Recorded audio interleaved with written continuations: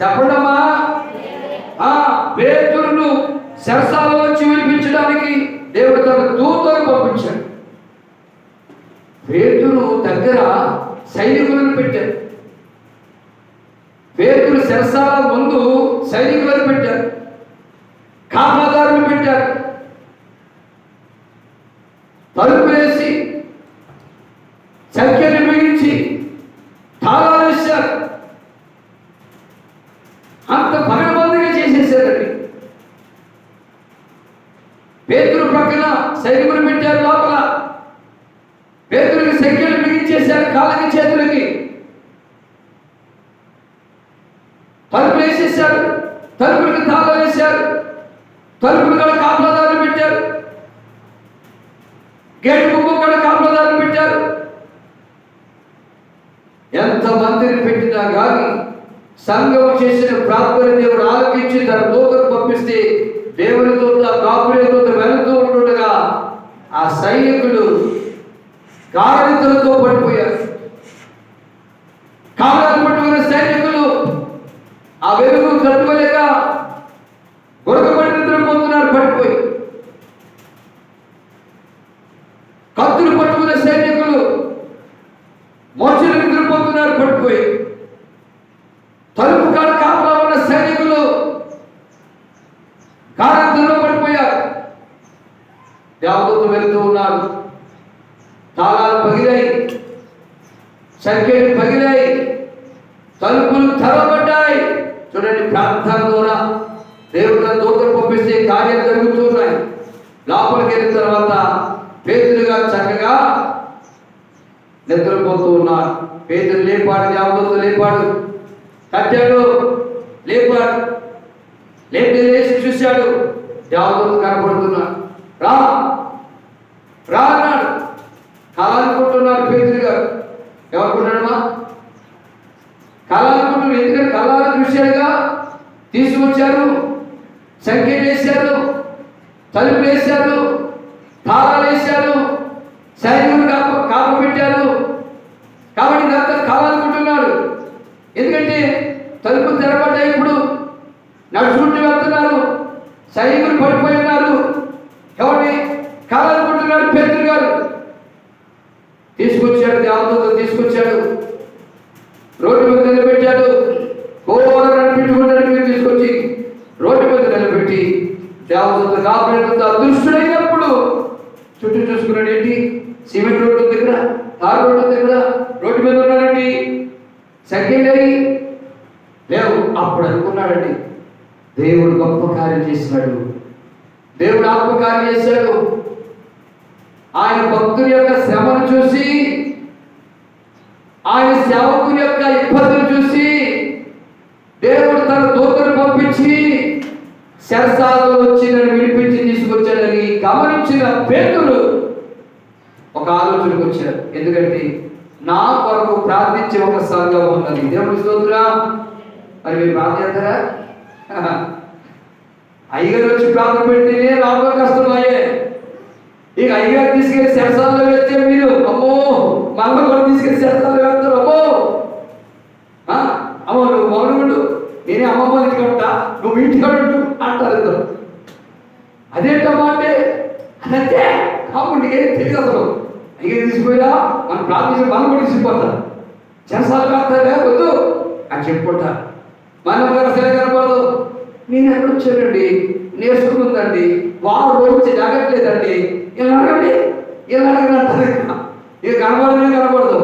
కానీ ఆనాటి కాలంలో సంఘం సేవకునికి కోసం ప్రాణం పెట్టే సంఘంగా, సేవకుని పక్షాన నిలవబడి పోరాడే సంఘంగా ఉంది.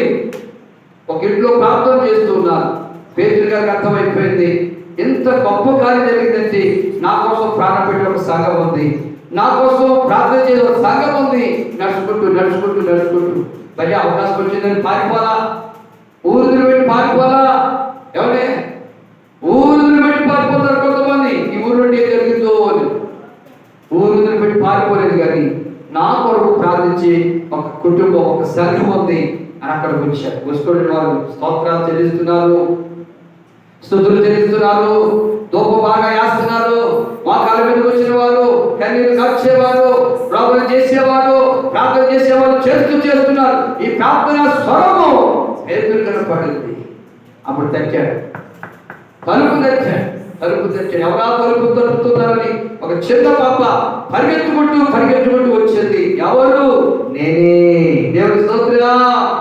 పేతురు స్వరమును గుర్తుపెట్టి దేవుని ప్రజలారా, పేతురు వచ్చాడు, దాతొచ్చాడు అంటే అంటుంటలేదు.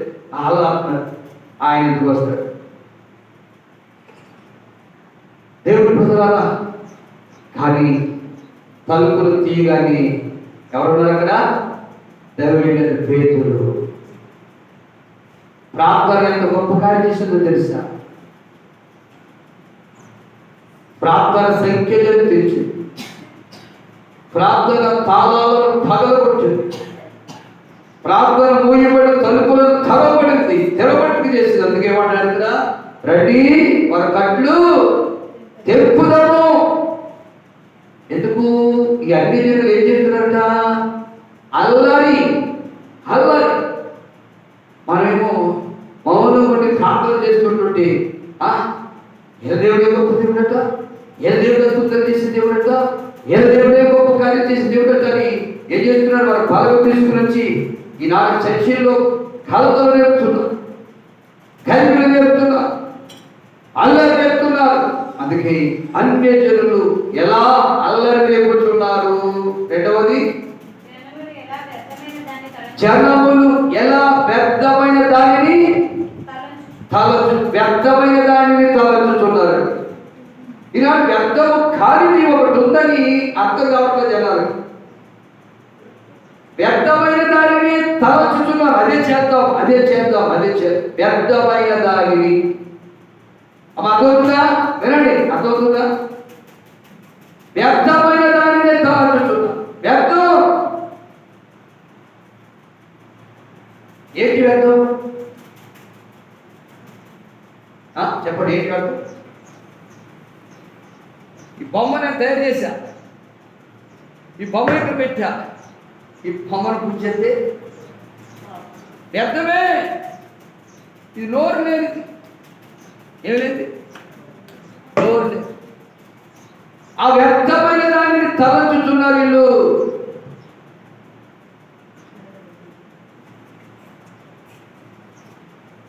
చెట్టు ఉంది, ఆ చెట్టు దగ్గరికి వెళ్ళి ఇష్టం ఏది చేస్తారు.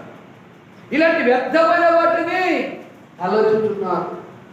కాబట్టి వారు కట్లు తెప్పుదాము రండి.